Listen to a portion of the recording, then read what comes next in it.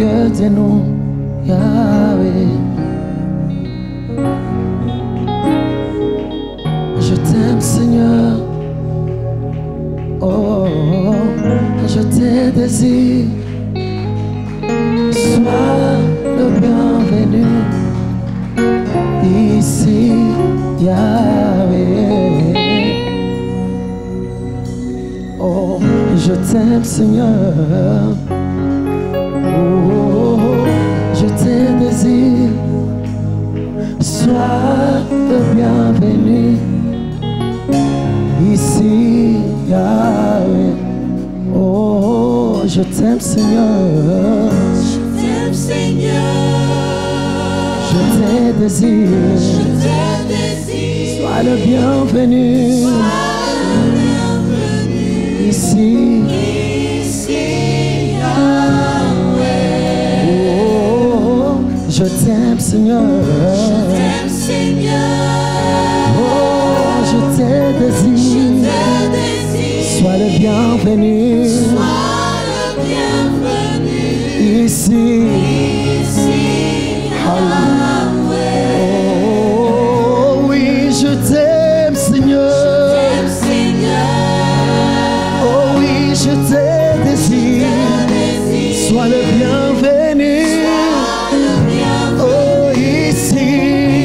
ici, Yahweh. Oh, oui, je t'aime. Seigneur, Alléluia. Je te désire. Sois le bienvenu, Seigneur. Oh, ici. Alléluia. Oh, oui. I love you, Lord. I need you, Lord. You are welcome to. Welcome, welcome, His place. Oh oui, je t'aime. Alléluia. Oh oui, je te désire. Sois le bienvenu. En ce lieu, en ce lieu, en ce lieu. Oh oui, je t'aime. Mon Jésus, je te désire. Sois le bienvenu au milieu de nous. Alléluia. Oh oui, je t'aime. Alléluia. Évidemment, nous allons, selon que le Seigneur nous a donné de parler ce matin, nous allons parler d'un thème. Je sais que nous avons déjà eu à recevoir beaucoup. Et par la grâce de Dieu, selon le peu qu'il permet que nous puissions transmettre ce soir, nous allons les transmettre. Est-ce que nous pouvons nous préparer à la parole dans quelques minutes, si on peut, à travers d'un cantique. Prépare ton cœur encore à la parole ce matin.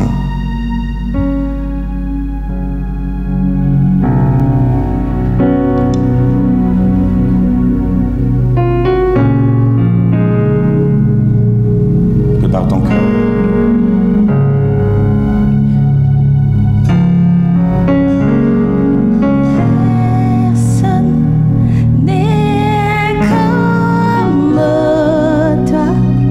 Tu es si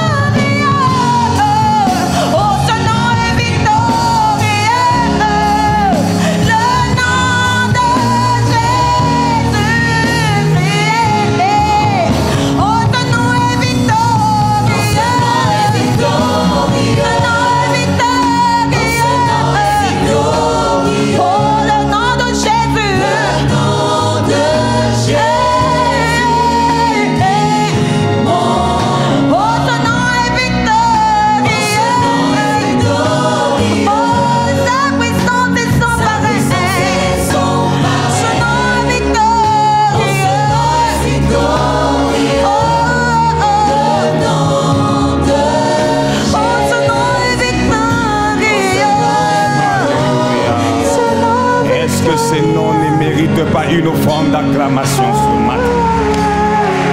Est-ce que ces noms ne méritent pas une offrande d'acclamation ce matin? Est-ce que le nom de Jésus ne mérite pas une offrande de reconnaissance ce matin? Est-ce que le nom de Jésus ne mérite pas nos cris de triomphe ce matin? Jésus, Jésus, un seul nom, un seul nom, un seul nom, le nom de Jésus, le nom de Jésus, le nom de Jésus. Alléluia, aucun autre nom, si ce n'est le nom de Jésus. Béni soit ton Saint-Nom, Seigneur. D'éternité en éternité, tu es Seigneur et tu es Dieu. Nous ne te le disputerons jamais, car toi seul est Dieu, toi seul est Seigneur. À toi l'honneur et la gloire de toute éternité. Amen, amen. Béni soit Jésus. J'aime célébrer Jésus. J'aime Jésus, j'aime Jésus, j'aime Jésus. Est-ce qu'il y a un amoureux de Jésus ce matin? J'aime Jésus. J'aime Jésus. J'aime Jésus. Alléluia. Béni soit son Saint-Nom. Merci Seigneur. Alléluia. Nous pouvons rester debout. Pour ceux qui sont debout, nous allons lire la parole du Seigneur. Ce passage que certainement nous avons déjà eu à lire dans 2 Timothée 3. Nous lirons du 1er au 5e verset. Et ensuite nous lirons le 7e verset. Et enfin, le 10e verset. 2 Timothée, chapitre 3e.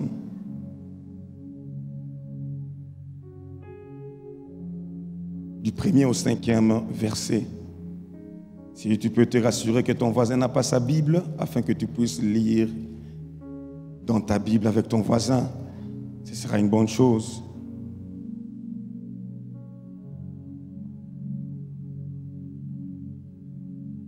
Lisons ensemble. Sache que dans les derniers jours, il y aura des temps difficiles, car les hommes seront égoïstes, amis de l'argent, fanfarons, hautains, blasphémateurs, rebelles à leurs parents, ingrats, irréligieux, insensibles, déloyaux, calomniateurs, intempérants, cruels, ennemis des gens de bien, traîtres, emportés, enflés d'orgueil, aimant le plaisir plus que Dieu et en l'apparence de la piété, mais régnant ce qui en fait la force. Éloigne-toi de ces hommes-là. On peut lire le verset 7e. Apprenant toujours et ne pouvant jamais arriver à la connaissance de la vérité. Lisons le verset 10e et le verset 11e, sa partie A. Pour toi, tu as suivi de près mon enseignement, ma conduite, mes résolutions, ma foi, ma douceur, ma charité, ma constance, mes persécutions, mes souffrances. Lisons du 14e au 17e verset. Toi, demeure dans les choses que tu as apprises et reconnues certaines, sachant que de qui tu les as apprises dès ton enfance. Tu connais les saintes lettres qui peuvent te rendre sage à salut par la foi en Jésus-Christ. Toute écriture est inspirée de Dieu et utile pour enseigner, pour convaincre, pour corriger, pour instruire dans la justice, afin que l'homme de Dieu soit accompli et propre à toute bonne œuvre. Que Dieu bénisse sa parole. Alléluia. Frères et sœurs dans le Seigneur, les signes des temps de la fin, c'est ce dont nous sommes en train de nous entretenir pendant ces 30 matins. Les signes des temps de la fin. Et c'est tellement important d'en parler. Tellement important, car beaucoup ne le remarquent pas. Beaucoup sont aveugles par rapport à ces choses. Beaucoup sont distraits. Et bizarrement, ce sont les chrétiens qui sont censés être les plus concentrés, qui sont censés être les plus clairvoyants, qui sont censés être la lumière qui doit éclairer. Mais beaucoup de chrétiens sont distraits. Et ce qui est davantage triste, c'est que des fois on peut tenir comme ça 30 jours d'un séminaire, d'une convention où on parle des signes de la fin des temps, mais après cette convention, les gens oublient ce qu'on les a enseigné. Pendant la convention, ils sont sérieux pendant la convention, ils voient le ciel, c'est à croire que Jésus-Christ va revenir aujourd'hui. Après la convention, ils oublient tout ce qu'on leur a enseigné. L'apôtre Paul est en train de dire, apprenant toujours et ne pouvant jamais arriver à la connaissance de la vérité. On apprend beaucoup, beaucoup, tellement de thèmes. Mais est-ce qu'on acquiert la connaissance de la vérité? Alléluia. Frères et sœurs dans le Seigneur, lorsque je lis ces passages, cela m'attriste énormément. L'apôtre Paul qui dit que les temps seront difficiles. Il dit les hommes seront égoïstes. Il dit les hommes. Il ne parle pas des chrétiens. Il dit les hommes. Et il cite ceux qui seront égoïstes, amis de l'argent, fanfarons, etc. Il dit les hommes. Il ne dit pas les chrétiens. Et pourtant, il dit à Timothée, éloigne-toi de ces gens. Oh, là c'est un problème. Parce que Timothée est chrétien. Quand il demande à Timothée de s'éloigner de ces gens, là donc il parle de chrétiens. C'est que normalement, ce qui ne devrait pas être de nôtres est maintenant de nôtres. C'est qu'il y a des gens qui ont de tels comportements, alors qu'ils sont chrétiens, mais ils ont de tels comportements. Car souvent aussi c'est cela le problème. Quand on est en train de parler des signes de la fin des temps, tu n'es pas en train de te voir toi. Non, tu es en train de voir seulement celui qui est loin, là-bas. Tu dois prendre les transports et l'avion pour le rejoindre. C'est toi. Oh, dis Amen. Oui, quand j'étais en train de lire ces choses, mais il y a des choses, moi aussi je me retrouve là-dedans. Oui. Si tu lis la Bible, toi-même tu n'es pas prêché par la Bible et tu n'es pas un vrai chrétien. Tu n'es pas un vrai chrétien. Quand pourtant on prêche la parole, c'est seulement pour les autres et jamais pour toi. Tu n'as rien à faire ici. Rentre chez toi dormir. Il fait très froid ces derniers temps. Ils ont langa, qui nous profiter des vacances. Mais quand tu viens, tu dois être touché par la parole du Seigneur. Et quand j'étais en train de lire, j'ai dit c'est triste. Car oui, ces choses se retrouvent parmi les chrétiens. Des chrétiens égoïstes. Il y en a. Et tu es là, tu es égoïste. Quand on parle des signes de la fin des temps, mais c'est là en toi. Ton égoïsme, quand tu ne penses qu'à toi-même, quand tu ne penses pas aux autres, mais ça fait partie des signes de la fin des temps. Quand tu affectionnes l'argent au point que tu peux accepter la corruption, au point que tu peux accepter de mentir, parce que tu dois être engagé, tu veux avoir des salaires, tu peux falsifier ton CV. Mais c'est ça, c'est dont on parle. Mais combien sont ici, ils ont eu à falsifier leur CV pour avoir un emploi? Vous voyez ça? Combien? Fanfarons, quand on cite cela. Mais oui, les chrétiens sont devenus des fanfarons. Fanfarons, ce sont des vantards. Il y a des chrétiens vantards. Il y a même des chrétiens vantards dans l'adoration. Oui, il est vantard dans l'adoration. Il est là, quand il parle, comme lui, il est tombé dans la marmite du français quand il était petit. Et il prie pour lui-même. Il prie pour impressionner ceux qui sont ses voisins-là. Et il sort des Français. Seigneur, ta gloire est mirobolante. Vantard. C'est la vantardise. Je t'aime, Jésus. Ndekonanga, ta sur le bas français bien te. Sambela na ondengo lingi. Tala, yo peux impressionner na lingala nao. Bokula kanza komba. Alléluia. Impressionne par ton lingala. Il t'impressionne pourquoi? Des vantards. Il faut voir les attitudes qu'ils prennent, des poses dans la présence de Dieu pour impressionner les autres. Ndeko, attention que vous avez pose ou un système selfie. Yo sambela na onzambe na yo, zala à l'aise. Alléluia. Yo pe nzambe na pesio masanjoli lokola koli nani na libongo. Alléluia. Oui. Nayo. Il y a des chrétiens vantards même dans les choses de Dieu. Dans les choses de Dieu, il est vantard dans les choses de Dieu.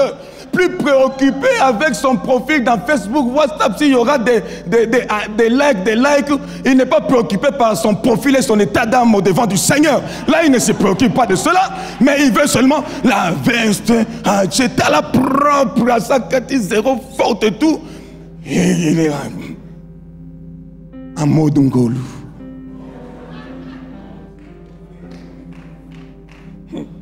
En mode ngolu. C'est que zanga mbongo ke na salon de coiffure en mode ngolu te en mode nini. Alléluia. Des chrétiens hautains, suffisants, qui méprisent les autres. Il y en a. Il y a des chrétiens, quand ils viennent dans une église, ils cherchent seulement ceux qui parlent français, ceux qui descendent en voiture. Les autres là, oh non. Nous avons niveau, nous avons classe. Toi, tu as fait des études, toi. Tu t'es limité en graduat. Lui, il a 2 doctorats. Qu'est-ce que ça vient faire au milieu des enfants de Dieu? Des choses païennes. C'est païen. Toi qui ne considères les gens qu'à cause de ce qu'ils ont, qu'à cause de leur titre et tout, tu as un comportement de païen. Dis-toi que tu es vraiment le révélateur des signes des temps de la fin. C'est toi. Des chrétiens blasphémateurs. Il y en a aussi. Tu peux être là, tu es blasphémateur. Comment toi, un chrétien, tu peux partager une blague sur ton Dieu. On envoie une blague dans ton WhatsApp, dans ton Facebook, et tu partages cela alors que c'est une blague sur ton Dieu. Et tu ris et tu fais qui est. Lola. Tu te rends compte de cela, ce que nous sommes. Quand le blasphème, c'est l'insulte de Dieu. On suit des théâtres où des gens sont en train de transformer les cantiques à la gloire de Dieu. Ils mettent d'autres choses et toi tu suis, tu es à l'aise et tu les suis. Mais tu es en train de blasphémer. Tu insultes Dieu. Vous voyez ça? Et quand on voit ces choses dans l'église, on se dit vraiment oui. Les temps de la fin sont là. Des rebelles à leurs parents. Il y en a. Des enfants de Dieu. Ils parlent en langue. Mais un rebelle, un indiscipliné. Il refuse la discipline des parents. Mais il vient à l'église. On lui parle des signes des temps de la fin. Tous les jours, on est en train de lire ça. Rebelle à leurs parents. Mais il rentre à la maison, il est rebelle à son parent. Apprenant toujours. Mais ils ne parviennent pas à la connaissance de la vérité. Des ingrats. Il y a même des gens qui sont ingrats vis-à-vis de Dieu. Quel niveau d'ingratitude vis-à-vis de Dieu. David a dit, mon âme bénit l'Éternel, n'oublie aucun de ses bienfaits. N'oublie aucun de ses bienfaits. Vous vous rendez compte qu'il y a des gens, Dieu le bénit. Il sait que c'est grâce à Dieu que j'ai eu ceci, j'ai eu cela. Et après ingratitude, a commis super buzy.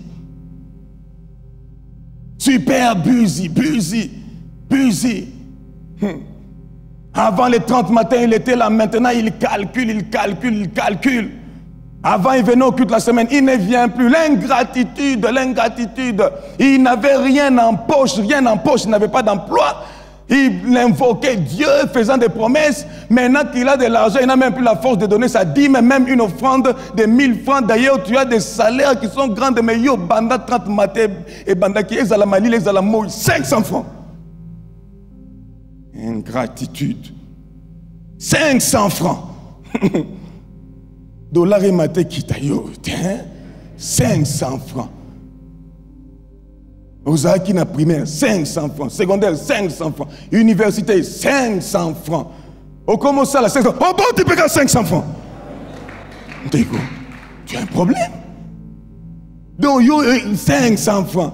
Ton sommeil parcelle, 500 francs. Ton sommeil, 500 francs. Ton gardien, 500 francs. Dans la dimension à Jésus n'a pas offrande. Il ne change pas, il est rabbi. 500.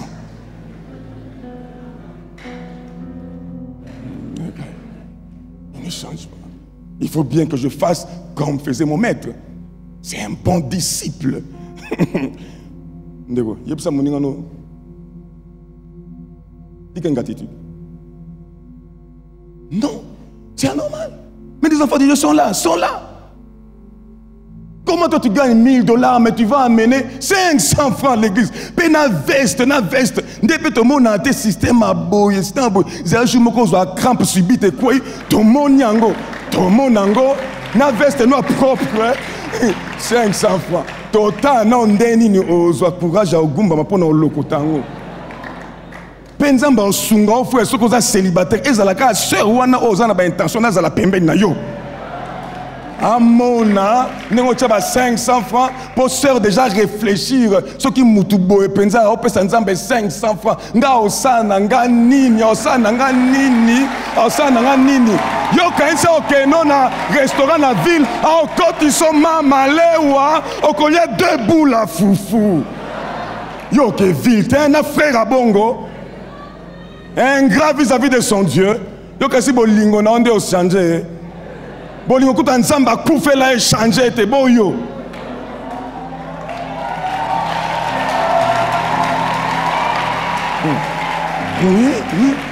Oui. Des gens irréligieux. Il y en a. C'est incroyable. Il peut y avoir des gens ici qui sont irréligieux. Je ne veux pas parler des athées. Il y a des gens qui peuvent être là. Ils prient Dieu, mais ils sont incrédules vis-à-vis de Dieu. Il ne croit pas que Dieu peut agir. Mais il vient matin après matin. Mais il ne croit pas que Dieu peut agir. Il ne croit pas. Non, il y a qu'à osambe la photo bonde là. Makamanzambango. Nzambango nani? Nzambe na yo. Wa super que nzambe ndolo makamanzambango. Il est incrédule. D'ailleurs, il met seulement ses requêtes par défaut. Pasteur Alobé, tu as requête. Année passée, na tchaki ba requête na monokitu. Mais c'est là. Na monoité. Au mona pété. Tu nzamba Alobé ko mona té, au mona té. Tango loba mona au mona. Amen. Oui, ma comme soupe avec ton cœur là. Si tu es béni maintenant. Voilà pourquoi j'aimerais te dire, quand tu demandes des choses dans les 30 matins de prière, demande les choses de la destinée. Les choses de la destinée. Et j'aimerais te dire, entre demander un mariage et demander le caractère du mariage prime. Car ton caractère peut t'amener au mariage. Mais tu peux demander un mariage, mais ton caractère te disqualifie. Alors toi, tu ne demandes pas que Dieu te change, mais toi, tu veux le mariage. Les mariages. Après, les tontons d'autrui ou la tantine d'autrui va souffrir avec ton caractère irascible.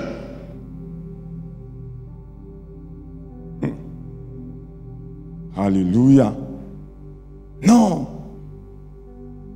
Nous avons foi en Dieu. Tu dois avoir foi en Dieu. Pourquoi tu dois te connecter à Dieu même dans tes demandes. Et ainsi tu sauras que lorsque Dieu ne donne pas, c'est pour une raison. Lorsqu'il n'a pas encore permis que tu puisses toucher, c'est pour une raison. Ce n'est pas qu'il ne t'aime pas. Tu es un plan conçu, élaboré dans les laboratoires secrets de Dieu. Alléluia. Tu n'étais même pas encore né qu'il avait déjà réservé son fils unique pour toi. Tu te rends compte? Des gens insensibles, ça encore. Il y en a dans l'église. Des gens indifférents qui manquent d'affection, qui manquent de compassion. Il y en a parmi nous. Il y en a. Quand Dieu dit aimez-vous les uns les autres comme je vous ai aimé, ce n'est pas toujours le cas. Il y a des gens qui sont indifférents à tout. Même lorsqu'on donne des sujets qui sont profonds de lui, il ne porte pas les fardeaux des autres. Non, il est indifférent. Il y en a.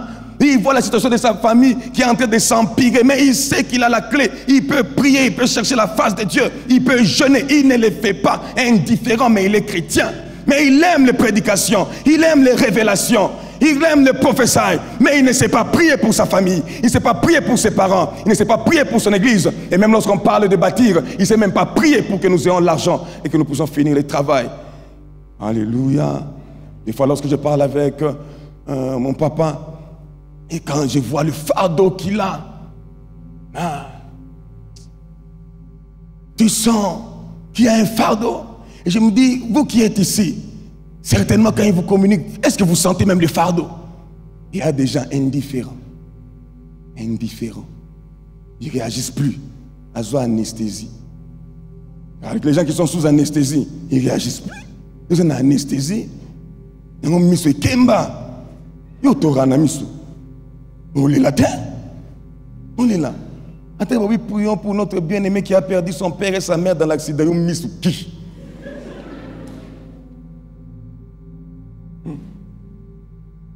Des calomniateurs, des déloyaux. Il y en a dans l'église.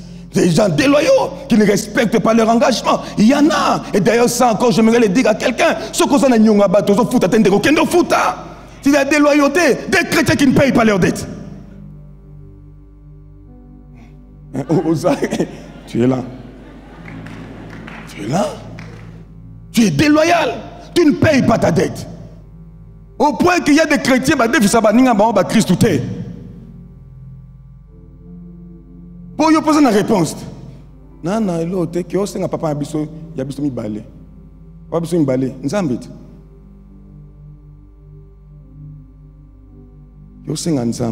Je n'ai pas l'argent à payer. Ainsi, il y a des gens. Des chrétiens mauvais payeurs. Amen, c'est-à-dire qu'il faut va payer. Sois loyal dans la vie. Sois loyal dans tes amitiés. Sois loyal dans tes relations. Alléluia. Des chrétiens calomniateurs, ça encore. Des chrétiens diffamateurs. Des chrétiens qui répandent des propos mensongers, qui détruisent les réputations des autres. Il y en a comme cela. Ils parlent des choses qu'ils ne conçoivent pas. Mon frère, ma soeur. Comment toi tu peux être là? Toi tu es même dans la maison des hommes de Dieu. Alobaki, Ozalaki. Alobaki, Asalaki. Oh mon frère, tu étais là. Des gens spécialisés en calomnie. Et quand maintenant il y a les fake news même dans les réseaux sociaux, on peut répandre des choses sur les gens. Les gens ne vérifient même pas. Lui aussi il prend, il envoie à gauche, il envoie à droite. Un chrétien qui prend plaisir à rapporter les problèmes de l'église sur la terre entière. C'est pas un chrétien ça. C'est pas normal. Chaque fois que tu as eu à renvoyer, à poster de telles choses, ce n'est pas normal. Alléluia. Frères et sœurs, les jours où j'ai eu à voir, à ressentir cela, c'était quand un monsieur s'est attaqué à mon papa. Il s'est attaqué en écrivant des choses. Et ça m'a fait mal au cœur.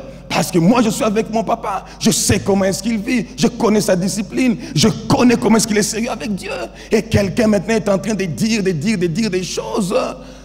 Et maintenant je dis, ah bon, quand moi aussi, il m'était arrivé un jour peut-être de dire quelque chose sur une autre personne, c'était comme ça aussi que ses fils aussi étaient en train de sentir dans leur cœur. Mais des chrétiens qui se plaisent à la calomnie, à parler des choses qu'ils ne comprennent pas. Fais attention dans ce que tu reportes comme information. Des chrétiens intempérants, excessifs, voire des chrétiens cruels. La cruauté, ça c'est incroyable. L'autre jour, je parlais avec un bien-aimé. Il a dit, il est fiancé à une demoiselle et sa fiancée est en train de souffrir dans la maison de sa tante. Et sa tante n'est pas chrétienne. La tante de sa fiancée n'est pas chrétienne. Et sa fiancée souffre dans cette maison. Et quand il est venu me voir, il a dit, quand elle me rapporte ce qu'elle vit dans cette maison, je la comprends vraiment. Car moi, chez nous, ma propre mère abrite les neveux de notre papa. Ma mère est chrétienne. Mais ce qu'elle fait subir à cet enfant, malgré que je lui conseille, deux fois même on s'est pris la tête avec ma mère, par rapport à ce qu'il fait subir à cet enfant. Mais elle est chrétienne. Et quand j'ai vu ça, j'ai dit, si les chrétiens peuvent faire ça, tout ce que me dit ma fiancée, c'est forcément vrai. Car le païen qui n'a pas Dieu verra comment. Mais si un païen peut faire ça, il est païen.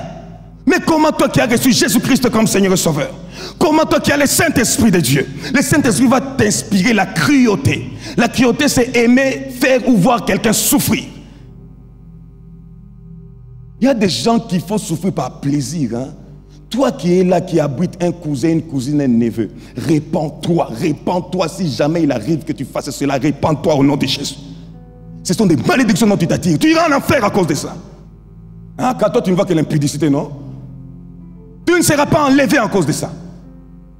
Tu ne seras pas enlevé. La cruauté. Ce qui est incroyable, c'est qu'on dit ennemi des gens de bien. Il y a même des gens qui sont adversaires des gens de bien. Tu vois vraiment que celui-ci, il ne s'attaque aux gens de bien. Quand il voit quelque chose de bien, quelqu'un fait quelque chose de bien, quelqu'un bâtit, quelqu'un achète, quelqu'un va de l'avant, quelqu'un est en train de craindre Dieu, lui c'est un problème. Comme il y a certains même ici, il y a l'accent qui sambela sambela boy. Il peut sambela, pas pékisio, pas pékisio. Il y a sambela sambela pas nini. Il y a chaque jour qu'aya ka komi tanda liboso. Parce que na tapite pas bango.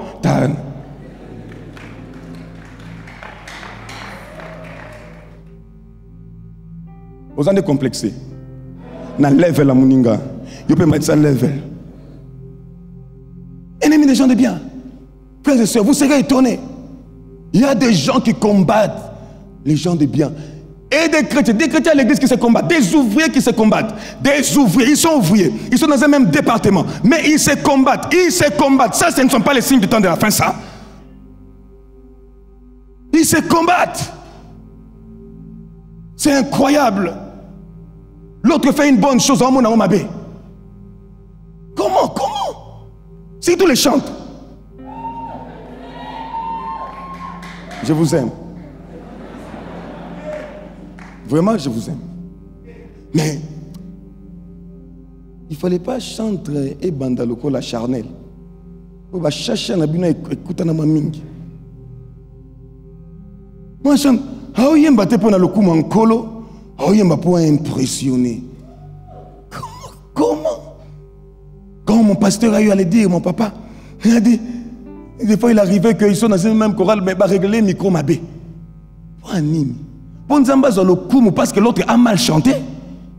Est-ce que c'est normal ça? Et c'est dans l'église. Dans l'église.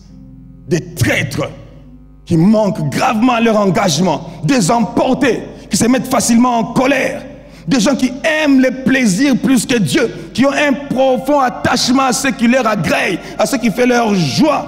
Oh, ça c'est terrible. Terrible. Pourvu que ça lui plaise, pourvu que ça lui plaise. C'est ainsi qu'il y a des gens, il vient dans ces 30 matins parce qu'il lui plaît qu'il peut être exaucé. Ça lui fait plaisir. Il y a certains qui viennent au 30 matins parce que ça lui fait plaisir d'être exaucé par Dieu. Il ne vient pas pour Dieu, il vient pour son exaucement. Alléluia. Il ne vient pas pour faire plaisir à Dieu. Et ainsi, il y a des gens même qui se sont refroidis dans leur foi. Oh, vie chrétienne, dernièrement le Seigneur me l'a rappelé, mon frère, ma soeur, j'aimerais te le dire. La vie chrétienne, ce n'est pas la solution de la facilité. La vie chrétienne, ce n'est pas la solution de la facilité. La vie chrétienne, ce n'est pas non plus la solution de la difficulté. La vie chrétienne, c'est la solution qu'il faut. Point barre. C'est la solution qu'il faut. C'est tout. Il y a certains dans leur marche chrétienne. Essengo na essengo. Maman n'a pas cité. Netio na domaine mokoboy. Mais la domaine c'est comment on n'a pas cité. Et il y a eu et Koulousou ils ont pesé grave. Peu importe. Et celui qui est dans les difficultés. Et celui qui est dans la facilité entre guillemets. C'est ce qu'il faut pour eux. Dieu sait que c'est ce qu'il faut pour ta destinée. Alléluia. Lui-même il sait quand est-ce qu'il te déchargera de ta croix. Yosaka Makasi. Ce qui t'a croix est trop lourd. Toré. Sabapake. Mimango. Alléluia.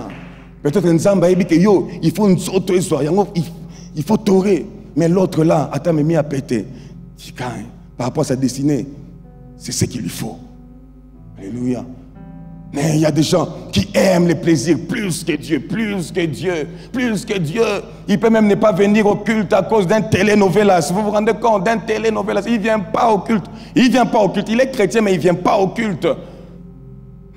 Incroyable. Et en l'apparence de la piété. Mais il réunit ce qui en fait la force, l'apparence, apparemment attaché à Dieu, apparemment. Mais qu'est-ce qui fait la force de l'attachement à Dieu? Ça, il n'a pas. Mais apparemment, il est attaché à Dieu. Apparemment, il a la piété. Apparemment, il est dévoué à Dieu. Mais ce qui fait la force de cet attachement, il n'a pas cela. Il réunit ce qui fait la force. Et pourquoi? Parce que les gens apprennent toujours. Mais. Ils n'arrivent pas à la connaissance de la vérité. Ainsi, frères et sœurs, s'il y a l'un des signes de deuil dont je parle ce matin, c'est que les ténèbres s'accroissent encore. Les ténèbres, l'accroissement des œuvres des ténèbres. Les ténèbres deviennent de plus en plus profondes, au point que ces choses, ces œuvres de ténèbres entrent même dans l'église. Et quand nous voyons ces choses, nous comprenons que vraiment ce sont les signes des temps de la fin. Quand nous voyons les ténèbres de plus en plus noires, mais grâce soit rendue au Seigneur, parce qu'il n'y a pas que les ténèbres qui soient signe de la fin des temps. Il y a aussi la lumière, alléluia. Il y a aussi la lumière. Il y a la révélation des fils de Dieu. La révélation des fils de Dieu. La Bible dit que face aux ténèbres, on parle de la lumière. J'ai parcouru toute ma Bible. Eh bien, face aux ténèbres, on oppose la lumière. Il y a les ténèbres, il y a la lumière. Il y a les ténèbres, il y a la lumière. La lumière. Il n'y en a pas deux, il n'y en a pas trois. Il y a la lumière. Et cette lumière a un nom, Jésus-Christ de Nazareth. La lumière. Une seule fois dans la Bible, on mentionne les lumières. Dans 2 versets, Daniel 5, versets 11 et 14. Là, c'est les rois, ce sont les Babyloniens qui disent que Daniel a les lumières de Dieu, l'intelligence de Dieu. Vous voyez ça, les occultistes. Et ils parlent des lumières. Ils cherchent des choses et tout. Mais nous savons qu'il n'y a que la lumière. Et dans toute la Bible, quand on parle de notre Dieu, on parle de la lumière. Il est le seul. Il est l'unique. Et nous devons révéler. Face aux ténèbres, il y a la lumière. Alléluia. Ainsi, ce matin, mon frère, ma soeur, j'aimerais te le dire. La nouvelle que nous avons apprise de lui et que nous vous annonçons, c'est que Dieu est lumière et qu'il n'y a point en lui des ténèbres. Alléluia. Dans 2 Samuel 22, verset 29, David est en train de dire: oui, tu es ma lumière, ô Éternel. L'Éternel éclaire mes ténèbres. Lorsque l'on constate des œuvres de ténèbres dans nos vies, il faut faire appel à l'Éternel afin qu'il puisse éclairer tes ténèbres, qu'il puisse éclairer. Les peuples qui marchaient dans les ténèbres ont vu une grande lumière. Sur ceux qui habitaient le pays de l'ombre et de la mort, une lumière resplendit, car un enfant nous est né et un fils nous est donné. Ainsi, en tant que chrétiens, nous devons briller dans les ténèbres. Nous ne sommes pas des ténèbres. Nous devons briller, Et où est-ce que nous devons briller? Eh bien, nous devons briller, non pas ici à l'église, parce qu'il y a des gens qui brillent beaucoup à l'église. À l'église, ils prient, ils travaillent pour Dieu et tout. Quand tu pries à l'église, tu ne nous impressionnes pas. J'aimerais te le dire, tu ne nous impressionnes pas. Regardez ces lampes. Il suffit seulement que celles-là s'éteignent. Est-ce que nous serons dans les ténèbres? Parce qu'il y a d'autres lumières qui sont là. On ne remarquera pas que tu es éteint. On ne remarquera pas que tu ne brilles plus fortement. Mais il faut que tu ailles là où il y a les ténèbres, où tu es seul. Alors là, on remarquera si tu es en train de briller ou pas. Et il y a des gens dans leur maison, là où il y a les ténèbres, là où ils devaient briller, ils ne brillent pas. C'est les ténèbres. Mais ici, comme il y a la lumière, il y a beaucoup d'enfants de Dieu, on ne le remarque pas que tu es déjà éteint. On ne le remarque pas. Mais en tant qu'enfants de Dieu, nous devons briller. Alléluia. Nous devons briller. Nous devons briller. Car en nous, il y a les principes de la vie. Et nous devons transmettre la vie, frères et sœurs, dans le Seigneur. Si tu ne brilles pas, si tu n'es pas un enfant de Dieu qui transmet la vie, tu seras un témoin passif. Un témoin passif de tout ce dont on est en train de parler. Tu ne changeras rien à tout ce qui est en train de se faire. Tu ne changeras rien aux ténèbres, car la lumière doit venir briller afin que les ténèbres cessent de s'épaissir davantage. La lumière doit briller. Tu dois briller. Alléluia. Tu dois briller. Tu seras un témoin passif. La Bible parle de Jésus. Jésus vient et quand il arrive au temple, et dans les temples il y a des vendeurs qui sont là, ils font des commerces. Et dans son cœur, il voit qu'on fait de la maison de son père cette caverne de voleurs. Mais regardez, Les temples étaient là. La Bible dit que lorsqu'on construisait les temples, il n'y avait aucun bruit, il n'y avait aucun son de marteau ou quoi que ce soit. Tout se faisait dans les secrets.